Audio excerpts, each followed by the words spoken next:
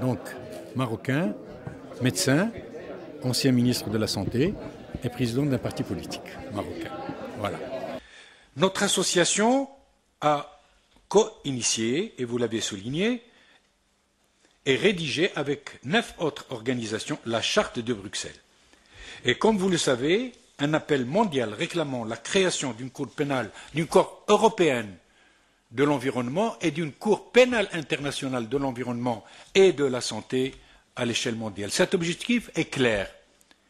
Il s'agit de faire de l'écocide, que l'écocide soit reconnu comme un crime national dans chaque État, mais également comme un crime de dimension internationale et faire en sorte qu'il puisse être jugé comme par une cour de justice internationale. Depuis qu'on a créé l'association des dirigeants internationaux et des anciens ministres dirigeants internationaux de l'environnement, le but c'est la création d'un tribunal pénal international de l'environnement et de la santé, surtout en tant que médecin, parce que nous savons très bien que toute action qui nuit à l'environnement porte atteinte à la santé des populations. Et ce n'est pas une toute petite atteinte, mais de grosses atteintes à la santé des populations et dans tous les secteurs, dans tous les domaines. Donc il y a bien entendu des lois nationales, il y a des justices nationales, mais il faut qu'il y ait une loi internationale et un juge international pour pouvoir sanctionner les multinationales, sanctionner les individus qui nuisent à l'environnement. Et vous connaissez, on donne toujours 2 exemples. L'exemple particulièrement de Bhopal, aux Indes, où en une nuit, il y a eu 50 000 morts et des milliers de blessés. Et dernièrement, en Côte d'Ivoire, c'est quand même une catastrophe que des sociétés hollandaises viennent déverser des produits toxiques par bateau en Côte d'Ivoire.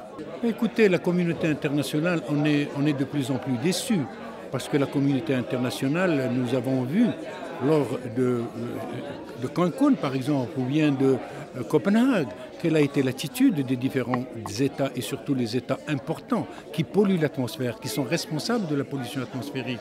On a vu la position d'Obama, l'Obama qui a dit qu'il ne pouvait rien faire.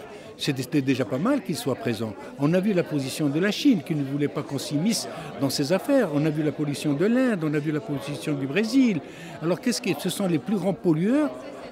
Mais qui est pollué? C'est nous, c'est les petits États, c'est les États insulaires qui subissent les conséquences de cette pollution.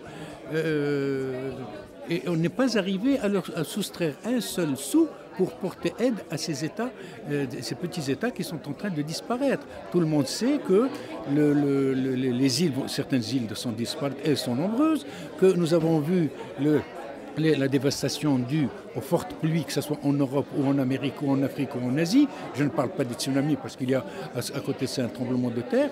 Et ce sont des gens qui sont conscients de leurs responsabilités, qui savent ce qui se passe et qui ne prennent pas la décision de mettre un terme, parce que s'ils le voulaient, il ne faut pas qu'il y ait un seul État, il faut que ce soit l'ensemble des États, parce que même si la Chine arrête et si l'Amérique ne le fait pas, ça ne servira strictement à rien. Donc il faut qu'il y ait un consensus mondial pour lutter contre l'élévation de la température et pour que nous ne puissions pas laisser subir cette élévation de température qui pourrait peut-être amener à des catastrophes qui dépasseraient les capacités et les possibilités que l'homme a pour se défendre.